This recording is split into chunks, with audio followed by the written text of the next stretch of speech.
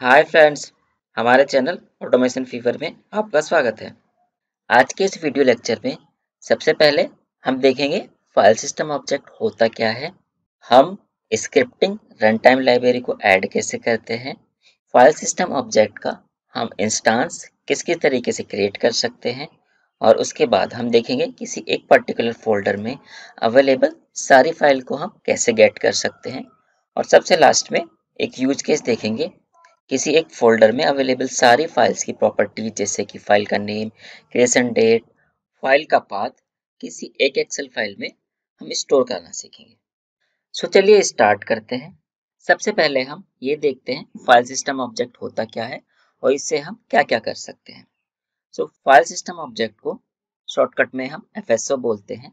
ये हमको अलाउ करता है कि हम अपने कंप्यूटर के फाइल सिस्टम में कोई फाइल या फोल्डर क्रिएट कर सकते हैं, डिलीट, एडिट और कॉपी या मूव कर सकते हैं। साथ ही ये हमको एक्सेस देता है कि हम अपनी फाइल और फोल्डर की प्रॉपर्टीज गेट कर सकते हैं। एफएसओ या फाइल सिस्टम ऑब्जेक्ट एक ऑब्जेक्ट होता है जिसको यूज करने के लिए हमको अपने वीबीए प्रोजेक्ट में एक library Microsoft scripting runtime add करनी है। चलिए सीखते हैं इसको ऐड कैसे करते हैं। अपने वीबीए के प्रोजेक्ट में कोई भी लाइब्रेरी ऐड करने के लिए हमको जाना होता है टूल्स मेन्यू में, हम फिर क्लिक करते हैं रेफरेंसेस में और इसमें अपनी लाइब्रेरी हम देखते हैं कौन सी है। तो हम स्क्रॉल डाउन करके नीचे जाएंगे और यहाँ पर हमको मिलेगी Microsoft scripting run time. Check box पर क्लिक करेंगे और ओके का बटन दबाएंगे तो ये लाइब्रेरी हमारे प्रोजेक्ट में ऐड हो जाएगी। अगर चेक करना है ऐड हुई है कि नहीं तो हम दोबारा से टूल्स मेन्यू में जाएंगे, रेफरेंसेस में जाएंगे। तो यहाँ पर आप देख सकते हैं हमारे वीबीए प्रोजेक्ट में जो जो लाइब्रेरी एडेड है उनके आगे चेकबॉक्स टिक है और हमारी जो लाइब्रेरी है माइक्रोसॉफ्ट स्क्रिप्टिंग रन टाइम इसके आगे भी चेकबॉक्स लगा हुआ है। सो हम ओके पे क्लिक करके इसको बंद कर देते हैं। जब भी आप कोई लाइब्रेरी ऐड करें तब चेक करना चाहते हैं कि उस लाइब्रेरी में कौन कौन से क्लासेस और ऑब्जेक्ट हैं, आप चेक कर सकते हैं। उसके लिए आपको व्यू मेन्यू में जाके ऑब्जेक्ट ब्राउजर ओपन करना होगा या इसकी शॉर्टकट की आप F2 भी यूज कर सकते हैं ऑब्जेक्ट ब्राउजर ओपन करने के लिए। यहाँ पर हमको दो ड्रॉप डाउन मिलेंगे। पहले ड्रॉप डाउन में by default all libraries select होगा, इस पर हम क्लिक करेंगे तो यहाँ पर हमको वो लाइब्रेरी मिल जाएगी जो हमने ऐड करी है, वो है स्क्रिप्टिंग वाली। जैसे ही मैंने इस पर क्लिक किया इसमें जितने भी क्लास और ऑब्जेक्ट हैं वो सारे यहाँ पर शो होने लगे हैं। यहाँ पर आप देखें तो यहाँ पर फाइल, फोल्डर सबके ऑब्जेक्ट मिल जाएंगे और जो ऑब्जेक्ट हमको देखना है वो है फाइल सिस्टम ऑब्जेक्ट। जैसे ही मैंने फाइल सिस्टम ऑब्जेक्ट पे क्लिक किया इसमें जितने भी मेथड्स और प्रॉपर्टीज थे सारे यहाँ पर शो होने लगे हैं और इनमें से कोई भी प्रॉपर्टीज या मेथड यूज करना आपको सीखना हो कैसे करना है तो उस पर आप क्लिक कर देंगे तो नीचे हेल्प आ जाएगी। तो इस फंक्शन में जैसे यहाँ पर स्ट्रिंग में एक पाथ चाहिए, ठीक है, और पाथ हम यहाँ पर देंगे तो वो क्या करेगा, एक फोल्डर क्रिएट कर देगा।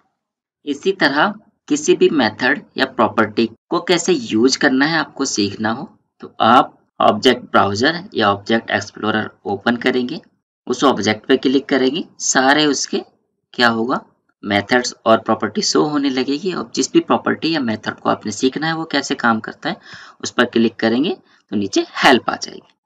चलिए अब थोड़ा आगे बढ़ते हैं, ऑब्जेक्ट ब्राउजर को करते हैं बंद और हम सीखते हैं फाइल सिस्टम ऑब्जेक्ट का इंस्टांस कैसे क्रिएट करते हैं। तो जब भी किसी ऑब्जेक्ट का हमको इंस्टांस क्रिएट करना होता है तो सबसे पहले एक वेरिएबल डिक्लेयर करते हैं और उसके बाद इसका इंस्टांस क्रिएट करते हैं। तो जैसे हमें फाइल सिस्टम ऑब्जेक्ट का एक इंस्टांस क्रिएट करना है तो एक वेरिएबल डिक्लेयर कर लेते हैं। हम लिखते हैं डिम, वेरिएबल का नाम हम अपने अकॉर्डिंग कुछ भी ले लेते हैं, हम एफएसओ ले लेते हैं एज। अब इसका डेटा टाइप क्या होगा, डेटा टाइप होगा वो ऑब्जेक्ट जिसका हमें इंस्टांस क्रिएट करना है। तो जैसे हमारा क्या है वो ऑब्जेक्ट है फाइल सिस्टम ऑब्जेक्ट और ये किस लाइब्रेरी में है, ये हमारा स्क्रिप्टिंग लाइब्रेरी में, तो हम देंगे स्क्रिप्टिंग डॉट जो हमारा ऑब्जेक्ट है उसका नाम। लाइब्रेरी का नाम हम ऑब्जेक्ट से पहले इसलिए ले रहे हैं क्योंकि अगर दो लाइब्रेरी में सेम ऑब्जेक्ट होते हैं तो फिर क्या होता है, हमारा जो VBA कंपाइलर है वो कंफ्यूज हो जाता है और गलत हमको आउटपुट मिल सकता है। तो बेस्ट प्रैक्टिस होती है जब भी आप किसी ऑब्जेक्ट को यूज कर रहे हैं वो किस लाइब्रेरी में है वो आप जरूर लिखें। अब वेरिएबल डिक्लेयर करने के बाद इंस्टांस क्रिएट करते हैं। इंस्टांस क्रिएट करने के लिए हम लिखते हैं सेट, उसके बाद वेरिएबल का नाम इक्वल टू न्यू कीवर्ड और उसके बाद जौन सा भी हमारा ऑब्जेक्ट है उसका नाम। तो हम पहले लाइब्रेरी का नाम लिखेंगे और उसके बाद दे देंगे अपने ऑब्जेक्ट का नाम। इस तरह हम किसी ऑब्जेक्ट का एक इंस्टांस क्रिएट कर सकते हैं। बहुत सिंपल है ना। अब ये जो तरीका हमने एक ऑब्जेक्ट का इंस्टांस क्रिएट करने के लिए यूज किया है इसको हम अर्ली बाइंडिंग बोलते हैं। सो जब हम अर्ली बाइंडिंग का यूज करके एक ऑब्जेक्ट का इंस्टांस क्रिएट करते हैं तब हमें क्या ज़रूरत होती है, हमको ज़रूरत होती है लाइब्रेरी ऐड करने की। जैसे हमने यहाँ पर सबसे पहले लाइब्रेरी को ऐड किया था, उसके बाद जो भी हमारा वेरिएबल रहेगा उसका टाइप वही रहेगा जो ऑब्जेक्ट हमारा होगा और इसका जो इंस्टांस हम क्रिएट करते हैं वो न्यू कीवर्ड के साथ करते हैं। अब जब हम अर्ली बाइंडिंग का यूज करके एक ऑब्जेक्ट का इंस्टांस क्रिएट करते हैं तब हम वेरिएबल का नाम लिख के अगर डॉट लगाए तो उसमें जितने भी मेथड्स और प्रॉपर्टीज होगी वो डायरेक्ट हमको इंटेलिजेंस लिस्ट में शो होने लगेगी। सो अर्ली बाइंडिंग के लिए हमने काफ़ी बात कर ली और डिटेल में हम सबसे लास्ट में बात करेंगे। सो अब हम देख लेते हैं लेटर बाइंडिंग का अगर यूज कर रहे हो हम तो तब हम ऑब्जेक्ट कैसे क्रिएट करेंगे। अभी के लिए इस लाइन को हम कर देते हैं डिलीट और एक नया मैक्रो क्रिएट कर लेते हैं FSO1 के नाम से। तो जब हमें लेटर बाइंडिंग का यूज करके किसी ऑब्जेक्ट का इंस्टांस क्रिएट करना होता है तो वेरिएबल हम तब भी डिक्लेयर करते हैं पर वेरिएबल का जो डेटा टाइप होता है वो ऑब्जेक्ट होगा। तो हम लिखेंगे dim वेरिएबल का नाम एज ऑब्जेक्ट। अब इस ऑब्जेक्ट का इंस्टांस क्रिएट करते हैं, उसके लिए हम सेम लिखते हैं सेट कीवर्ड स्पेस वेरिएबल का नाम इक्वल टू, यहाँ पर एक मेथड हमको मिलता है क्रिएट ऑब्जेक्ट के नाम से, इसमें हम अपने ऑब्जेक्ट का नाम दे देते हैं। सो इसका यूज करके हम अपने ऑब्जेक्ट का इंस्टांस क्रिएट करते हैं लेटर बाइंडिंग में। लेटर बाइंडिंग का एक सबसे बड़ा डिसएडवांटेज ये होता है कि जब आप इसको यूज करके किसी ऑब्जेक्ट का इंस्टांस क्रिएट करते हैं तब आप उस वेरिएबल का नाम लिख के डॉट लिखें तो आपको कोई इंटेलिजेंस लिस्ट नहीं मिलती है। तो अगर आप लेटर बाइंडिंग का यूज कर रहे हैं तो आपको उस ऑब्जेक्ट के सारे मेथड्स और प्रॉपर्टीज पता होना चाहिए। पर लेटर बाइंडिंग का यहाँ पर एक फ़ायदा भी है क्योंकि जब हम लेटर बाइंडिंग यूज कर रहे होते हैं तो हमें लाइब्रेरी ऐड करने की ज़रूरत नहीं होती है। तो इसका फ़ायदा ये होता है कि अगर हमने अपने कोड को मान लीजिए एक्सेल 365 वर्जन में लिखा और हम किसी बंदे को भेज रहे हैं जो कि एक्सेल का 10 या 7 वर्जन यूज कर रहा है तो उसमें हमारा कोड रन होगा।